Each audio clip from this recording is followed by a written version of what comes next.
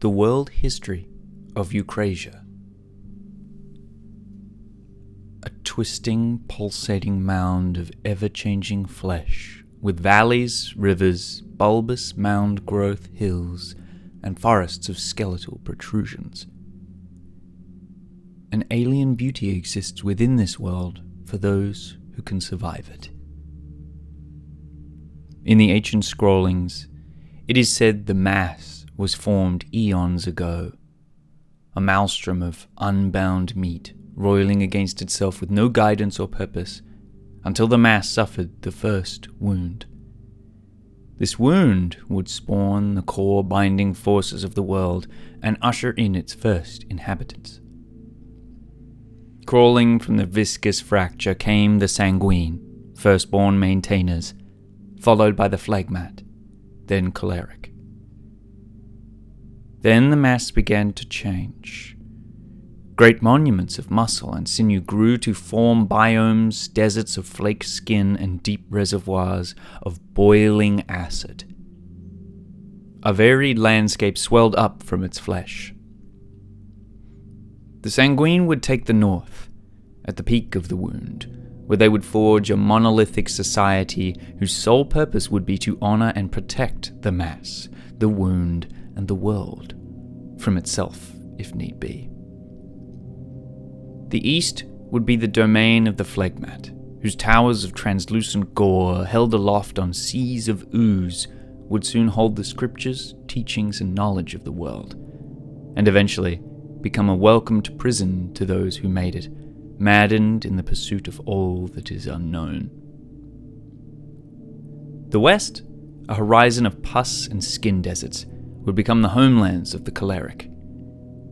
Their numbers would dwindle greatly before carving a life within those unforgiving drylands. Sprawling towns and hubs of trade became their talent, while their music and songs of mourning, spurred on by their loss, would travel the winds forevermore with a haunting beauty.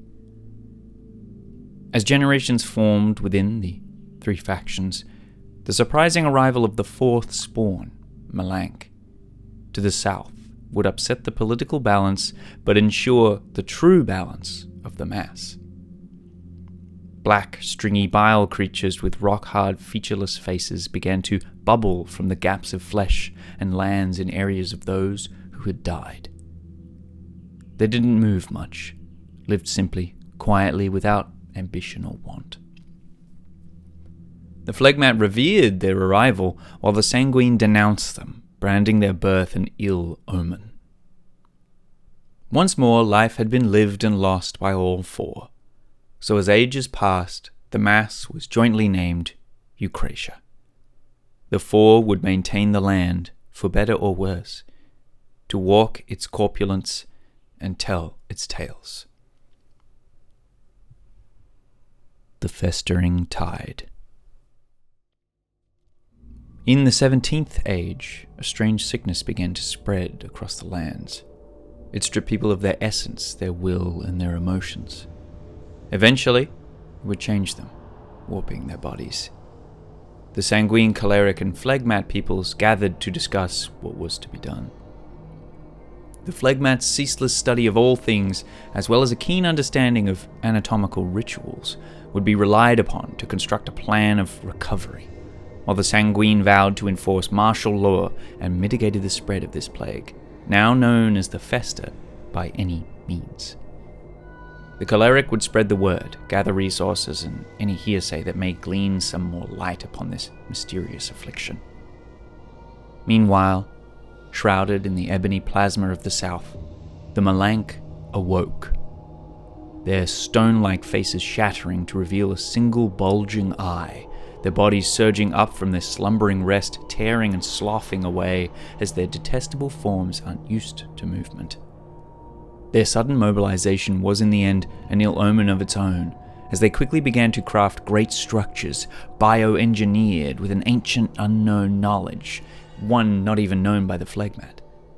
They built great walls, defenses, and better bodies to extend their fleeting lifespan in anticipation for something they would eventually share. The tide. a wave of rot, soon to be pouring across the land in a pulsating ring from deep within the wound. A gaseous siren song of doom. Those afflicted with the fester would mutate, attacking those nearby, consuming loved ones, and recklessly destroying the land however they could. As it came to pass, some kept their mental faculties, allowing for a darker malice to breed in their ailed minds, while those spared the heretical brain song became babbling masses of hurt and sickness. With the festa came other more clandestine abnormalities. The surrounding flora and fauna began to show signs of corruption, colorless patches blooming at their roots across their skin.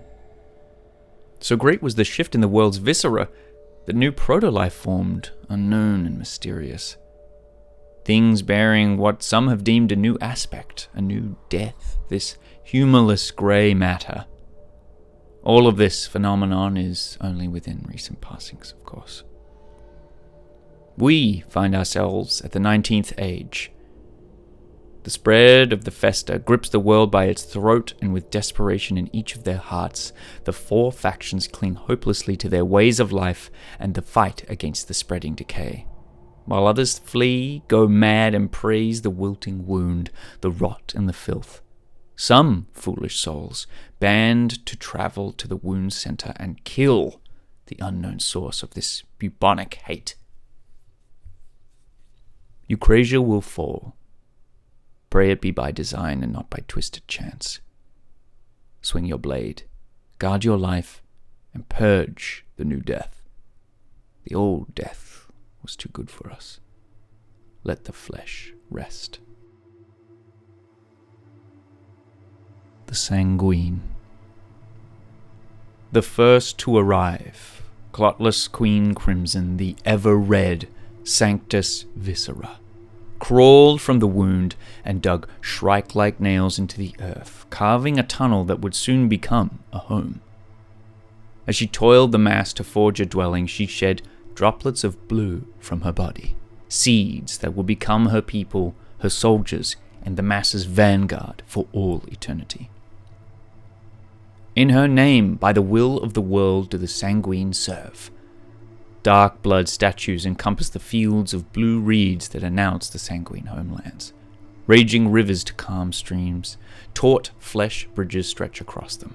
Armies march ceaselessly upon the landscape both for honor and by design. For you see, the sanguine must move to live. Motion spurs action, and action made for the mass was Sanctus Viscera's will, so her progeny inherited this in their makeup, in their very bodies. To stop moving is to literally die, choke, and stagnate on your own body.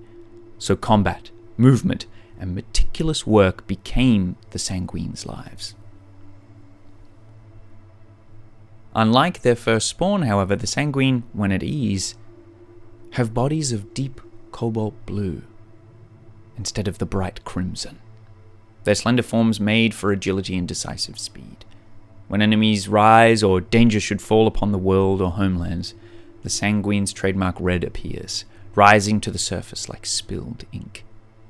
Their eyes go black, and only death can follow.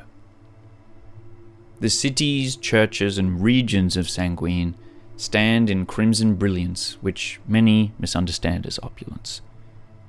The razor-sharp spires and ruby spines that protrude from the structures are for function alone, as heretics' bodies drain easier upon structures designed for that purpose. The phlegmat. Second-born, keepers of knowledge, speakers for silence, and destined to absorb all they can obtain.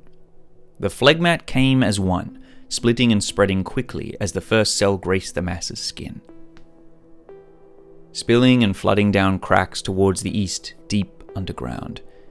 The trickling forms of the phlegmat would soon make their arcane sanctuary. Able to shift and move along any surface, see within creatures and beings alike, the phlegmat quickly began their ordained documentation of all around them. They would build great spiraling libraries within the granite crust of the undermass to house these documents, scriptures and tomes, as well as tubes of chitinous glass and immaculate ivory pipelines that allowed the people of this underground library to travel quickly around. The phlegmat had no ruler, but a council. 9 decided and 9 changed upon the shifting seasons. It was well understood that this existence given to them was to guide those around them, learn and impart wisdom to those less knowledgeable, if they were ready and able to understand. Categories devised to streamline thought, and in doing so, new understandings to challenge. Feverish with a hunger to gain new information, the phlegmat would eventually form an agreement with the thirdborn. They stood above the first in their own eyes, for they wielded a stronger weapon than the Crimson Ones had, despite their training.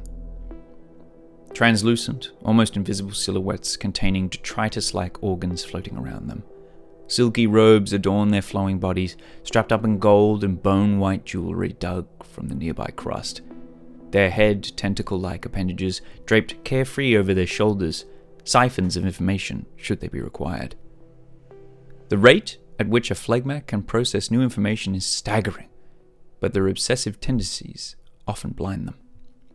Reclusive and curious, forever till onwards meets the endless. The choleric. Thousands of small waxy lumps roll carelessly out of the wound. Quickly they scatter, and with the shifting landscape find themselves pushed and pulled, turned and sent further and further away from the wound, away from the first and second spawned, to the unforgiving west. Infinite stretches of crusted flesh, flake skin and grains of matter, a desert of nothing but dry pus and hopelessness. This organ-born gauntlet would destroy many of the initial bile spores. Thousands made hundreds in mere days, but the few that survived would continue to roll, to grow, to take shape. Take shapes that suited the world they now must live and survive in. Eventually, in the warm, coagulated caverns of the nearby dunes, the last of the choleric would develop. Hearty, dense bodies of bronze, copper, and sun-yellow bile with an inconsistent amount of arms, fluctuating between spawn. Their structures held their mass well enough to remain soft in the cool nights, yet firm during the peak heats to endure the boiling temperatures. Once developed, the choleric people gathered, forging instruments of their own bodies to play songs of mourning in honor of those spores who had fallen before they could rise. Forged in the cutting winds, the choleric blew beautiful pipe songs that danced upon the air with grace and deep sadness. This would be the siren's song for others to find them, and for their own to leave and seek other songs. The choleric found their footing eventually, aided by their ability to forge matter from the land itself, infused with their own body's makeup, conjuring by blowing it into the earth's airways. They had mastered a sorcery of their own discovery, able to craft homunculus, alter an organic shape, but at a cost.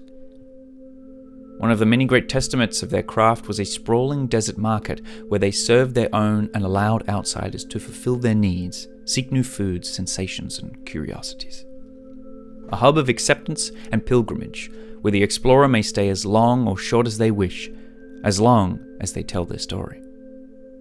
The choleric would become masters of trade, Ica, and followers of codes. Not codes to be carved in bone tablets, but codes of the self, set by the self. An earnest truth, one spawn to another, would earn you much in the yellow wastes. But if false truths are your trade, then you may find yourself added to the choleric suffer song, played only by the conductor's finale, as they walk you slowly to the acid lakes of putrescence to be erased. The Malank. The last to spawn. Their arrival brought derision, fear, wonder, and debate. Much time had passed since the 3 had spawned and settled upon the masses' fleshlands, and as with time things age and fade. When enough spawn had fallen, piled in great mounds or buried in pockets below by time, the malan began. A black pool spread where dead were left. It ebbed across the area so slowly and methodically, so it mostly went unnoticed. The bodies would be consumed, and in their place new silhouettes emerged from the ebony mire. Plasmanoid shapes with bile-like structures, heads with no faces, no features, began to rise from this blackness. They remained almost entirely motionless, save for fleeting moments of shifting side to side, some crawling calmly towards the center of nearest death. Their spread caused no harm to the wildlife or peoples nearby, though their presence was unnerving. Word quickly spread, as they did, of the dead boilers and death shadows, with other haunting titles sending the sanguine into a hateful frenzy and the phlegmat into a joyful mania. The malan moved slow as time, slow as the desert flakes on melancholy winds. They seemed to communicate to each other like a hive mind or a universal consciousness. One would react to others' information at great distances, all of this learnt by various studies conducted by the phlegmat. The malan would eventually open communication with the rest of the Masses factions. Their lifespans were very short, so lengthy conversations over years seemed of little use to them. That was until the Festa. Until the awakening. Deep within each malan there lie a designated purpose and an understanding. Balance was maintained by the Four, whether the Four knew it or not. When the festering arrived, something changed within them. Something that had always been. Suddenly the blind, dark, featureless dead spawners rose up, moved with swiftness. Their faces split to reveal a great eye, and as limbs clawed upwards from their own sludge, the malan began to build.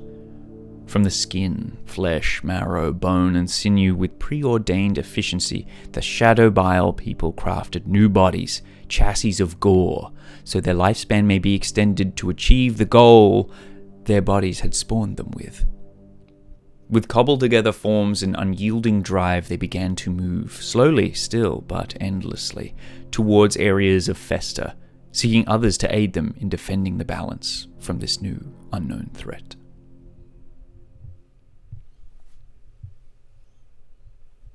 And that is the core rundown of Eucrasia so far. I just thought I'd do a little audio log, see how you guys kind of thought about that, and from here is where we can start making the world of Eucrasia together.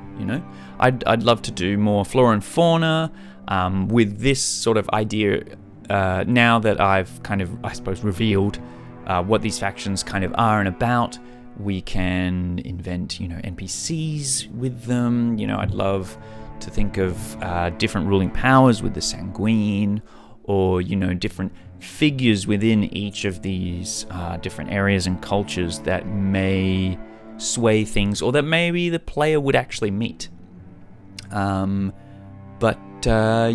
Anyway, I just thought I'd give an audio log a go, because it's something that I enjoy listening to YouTube videos as well whenever I cook or something, so I thought, why not try that too? And yeah, so I hope you guys like it. Let me know if you do. If you'd like to hear more of this, including seeing more videos about Vermis and that kind of stuff, please like and subscribe. And I'll see you next time. I've been Haunted Picnic, and I hope you have a good day.